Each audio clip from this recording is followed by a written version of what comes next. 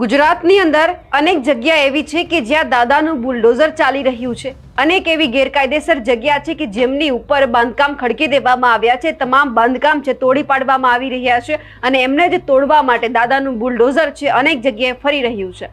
હવે આ જ બુલડોઝર છે એ રીબડા ગામે પહોંચ્યું હતું અને સવાલ અહીંયા જે સરકાર છે તેમની ઉપર ઊભા થયા છે। ત્યાંના જે લોકો છે સ્થાનિકો તેમના દ્વારા એવું કહેવામાં આવ્યું છે કે હર હંમેશ રીબડા જ કેમ સરકારને દેખાય છે। નમસ્કાર, આપ જોઈ રહ્યા છો નિર્ભય ન્યૂઝ અને હું છું આપની સાથે રિદ્ધિ। રાજકોટના ગોંડલની અંદર જે રીબડા છે ત્યાં જ્યારે દાદાનું બુલડોઝર પહોંચ્યું અને અનેક જગ્યા એવી હતી કે જેમને તોડી પાડવામાં આવી। ગોંડલના રીબડા ગામે જ્યારે ડિમોલેશનની કાર્યવાહી શરૂ થઈ અને એ જ પછી રીબડા ચોકડી પર ગેરકાયદે હોટલો છે એમના ઉપર તંત્રની તવાઈ બોલાવવામાં આવી। 3 માસ પહેલા અપાયેલી નોટિસ અંગે તંત્રની આ કાર્યવાહી છે। બાપા સીતારામ ચા અને પાન પાર્લરનું ડિમોલેશન કરવામાં આવ્યું છે।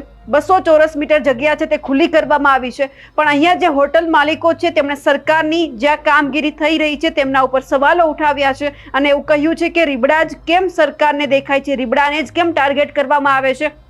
જો તમે ગોંડલથી વીરપુર સુધી જાઓ તો અનેક જગ્યા એવી છે કે જે જગ્યા ઉપર ગેરકાયદેસર બાંધકામ કરવામાં આવ્યું છે તો ત્યાં કેમ કોઈ જાતનું ડિમોલેશન કરવામાં નથી આવતું, ફક્ત રીબડાને જ કેમ ટાર્ગેટ કરવામાં આવે છે। અને હવે જે આ ડિમોલેશનનો મુદ્દો છે તે ખૂબ રીબડાની અંદર ગુંજ્યો છે। સૌથી પહેલા તો એ ડિમોલેશન જે થઈ રહ્યું છે એમના ઉપર નજર કરીએ અને એમની જ સાથે જે સ્થાનિકો છે, જે હોટલ માલિકો છે તેઓ શું કહી રહ્યા છે તે પણ સાંભળીએ। વિગત એ છે, આથી 6 મહિના પહેલાં અમે સ્વેચ્છાએ રીતે ખાલી કરેલ હોટલ અને તંત્રએ અત્યારે ટીકી અને મીઠી નજર રાખીને આ તંત્રએ બુલડોઝર ફેરવેલું છે। તંત્રએ કોઈ જાણ કરેલી નથી।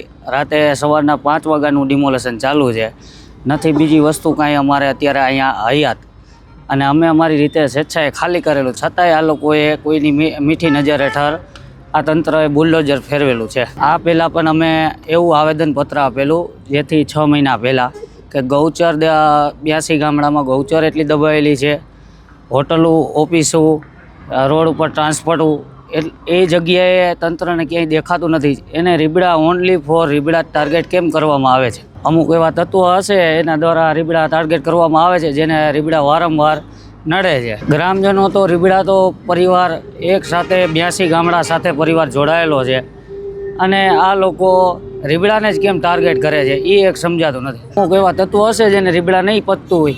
મારું નામ જયપાલસિંહ પ્રકાશસિંહ જાડેજા, રીબડા રહેવાસી। દબાણ અમે અમારી હાથે સ્વેચ્છાએ કરી નાખ્યું હતું 3 મહિના પહેલાં, છતાંય અત્યારે સવારે 5 વાગે આવી અને જેસીબી ફેરવી દીધું અને અમે આ લેખિતમાં કલેક્ટર સાહેબ, મામલતદાર સાહેબ, નાયબ મામલતદાર સાહેબ અમને બધાને લેખિતમાં 150થી જાજી હોટલના અમે એમને લેખિતમાં આપ્યા છે કે રીબડા સિવાયની, રીબડામાં તમને 2 હોટલ દેખાય છે, એ સિવાયની તમને બીજી હોટલ એકેય નથી દેખાતી, છતાંય અત્યારે રાતે આવીને ડિમોલેશન કરી ગયા।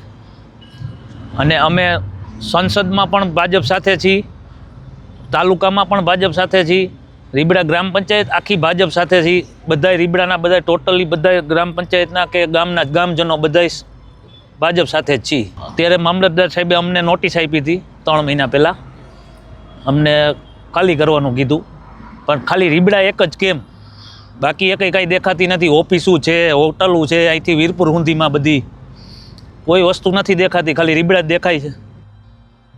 અને આ તમામ બાબતે જે હોટલ માલિકો છે તેમણે એવી પણ વાત કરી છે કે અરજી પણ આપવામાં આવી હતી, પણ હવે જે ખુલાસો કરવામાં આવ્યો છે અને જે ડિમોલેશનની પ્રક્રિયા હાથ ધરવામાં આવી છે તેમને લઈ આપ શું માનો છો કમેન્ટ કરીને ચોક્કસથી જણાવજો।